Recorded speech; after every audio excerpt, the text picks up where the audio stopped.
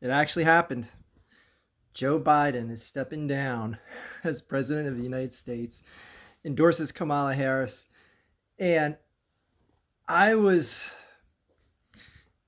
I didn't give much hope to this actually happen, but this is what I feel is the better option. I don't think it in any way guarantees the Democratic Party that they're going to win now.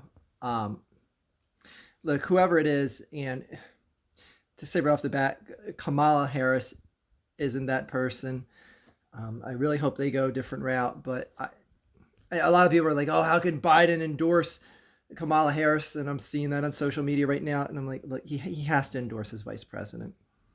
Like that's just the appropriate thing to do. If you have enough confidence to make her be your vice president, then you have to have enough confidence to endorse her if you were to step out for any reason." And to the Trump MAGA people out there, I mean, hey, I ain't gonna say anything negative. You deserve to gloat this as a victory. Like I said in my previous video about Joe Biden, is that if Biden were to leave his running for president, then it deserves to be seen as Trump made the guy quit. And you could say it's a spin, you could say it's whatever, but the bottom line is this guy is basically quitting his post in office, and the MAGA and Republican supporters should celebrate it as such. And one thing I'll say is that I don't care where you stand on politics or you stand on whatever decisions are being made in public, any of that. This is just an old, feeble man that is not fit for the job. Like, I'm sorry, if you're interviewing for CEO positions of any company, and some mumbling, stumbling, stuttering old man like Joe Biden walked in, would you give him the position? I don't care if it's a CEO of newspaper routes. Like, would you give him that job? And we're going to kid ourselves and say, like, yeah, he could be the president of the United States. Oh, don't worry, it's the people around him that make all the decisions and all that. Like, I get that. But still, even as just a figurehead that's going to be the public image for the collective decisions of that office, would you hire Joe Biden as that guy? Like, seriously? Anyways, if the Democrats go on to win with whatever candidate that gets on the ticket, and my goodness, is this convention going to be a shit show? Oh my gosh. Um, Whatever candidate that the Democratic Party picks, if they go on to beating Trump, the DNC does not deserve a pass for sticking with Joe Biden as long as they did. There should have been any of many people that should have stepped up well before this and said, look, before the summer of 2024 gets into full steam, you gotta leave. You gotta leave. And especially even after that debate, like, that there was still people in the party willing to endorse him. Like, seriously? Anyway, I can understand those in the White House, like Jill and and Biden's son and whatnot, because he wants a pardon. But anyway, um, I can understand people like that just wanting to stay in their comfy positions in the White House. But other than that, how can anyone with a functioning mind, and I get it, politics is a kiss ass game. You want to kiss up to the boss and all that. But man, there was so many people. And I will say the one true turning point that I saw in all this is when I heard George Clooney publicly came out last week and said Biden's not that guy. He needs to step down. And the reason why I say that is, like, he's not that big of a political influence and decisions and whatnot. But what he is one of the figureheads of the biggest donors to the DNC. And he is one of the biggest celebrity donors to the DNC. And that sends the message of, like, look, us as donors, we don't gotta back this guy. And that really, I feel that's one of the things that I feel they truly saw is, I think donations started drying up. Like, I don't know the numbers. I'm just guessing off the top of my head. But if they saw any sort of financial ramifications from people like any of many senators that started coming out and saying he shouldn't run, and people like George Clooney saying he shouldn't run, if they saw any sort of stifling in the finances of things, that is going to force the decision more than any amount of mumbling and stumbling from Joe himself. Anyway, still, hey, this guy beat Trump once. I mean, that's still not, that's still not nothing to sneeze at. But I didn't feel there was a chance for the Democrats going into this election, and now I do. And again, I don't even know who the candidate is. None of us do know for sure right now. But I went from like I just fully conceded this election because Joe Biden stood a sub-zero chance of beating Donald Trump, and I still feel that Donald Trump still is the likely choice to win now because it just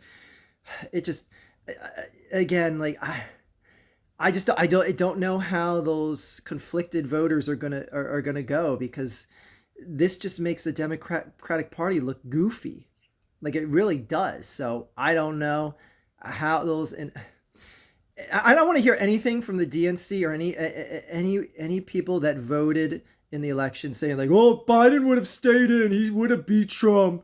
Everyone that was whining and crying about him, they're the ones that were. I don't want to hear any of that. I don't want to hear any of that. Biden had his chance and he got the ball and he was running towards the end zone and he fumbled.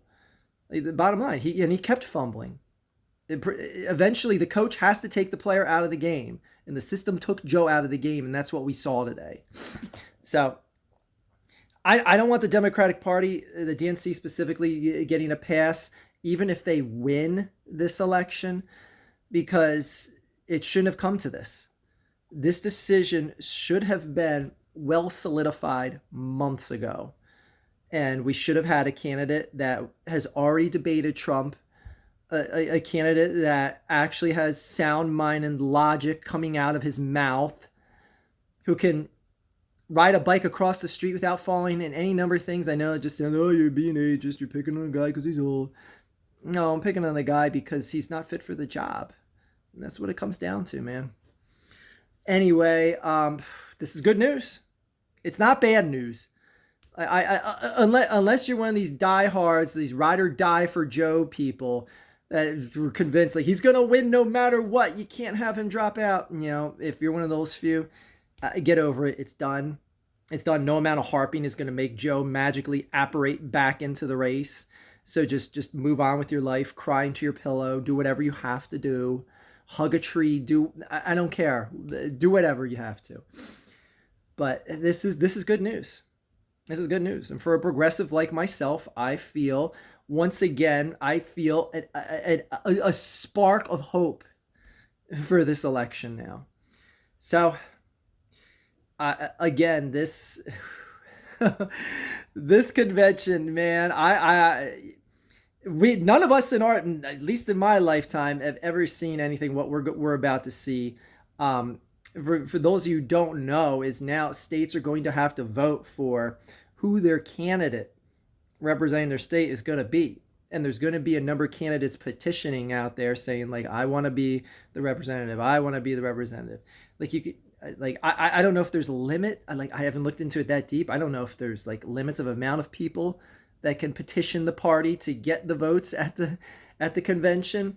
But this is going to be a learning, and I got a degree in political science, and I don't even know the exact parameters of this because it's something that just never expected to really be a thing, especially in the modern day. But it just as a student of politics and someone that takes great interest in politics, this is going to be just a fascinating thing to watch.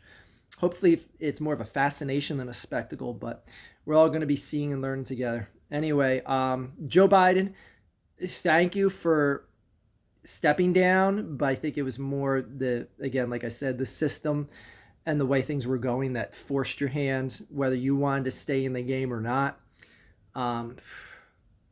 Again, you beat Trump fair and square. I'll give him at least that much credit. I never liked him much as a politician, but he beat Trump once. Okay, so I'll leave on that positive note. Again, there's talking about Joe Biden in any sort of derogatory sense right now doesn't help anything right now.